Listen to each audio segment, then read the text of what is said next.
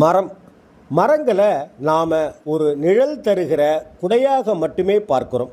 இப்போ யார் பார்க்குறாங்க? அந்த மரத்தெல்லாம் தான் வச்சு இடிச்சிட்டு தகர்த்துட்டு ஹைவேஸ் ரோடு போட்டோமே ஜாம்னு போகிறதுக்கு அப்படின்னு அங்கலாய்க்கிறோம் தானே. ஆனால் மரம்ங்கிறது சாதாரண விஷயம் இல்லைங்க. மரம் அப்படிங்கிறது விருட்சம் அப்படின்னு அர்த்தம். ஒவ்வொரு கோயிலுக்கும் விருட்சம் உண்டு. ஒவ்வொரு கோவிலில் தெய்வ சிலை இல்லாமல் கூட இருக்கும். ஆனால் ஸ்தல விருட்சம் அப்படின்னு இல்லாமலே இருக்காது. அதிலும் குறிப்பாக வன்னி மரத்தினுடைய மகிமை என்னன்னு நமக்கு தெரிஞ்சுக்கணும். மதுரையோட பெருமையை கூறுகிறது தான் திருவிளையாடல் புராணம் சொல்லுகிற பல கருத்துக்கள், கதைகள். அந்த கோவிலிருந்து மறைந்து போன வன்னி மரத்தை சிவனார் மீண்டும் தோற்றுவித்தார்னு புராணம் சொல்லுது.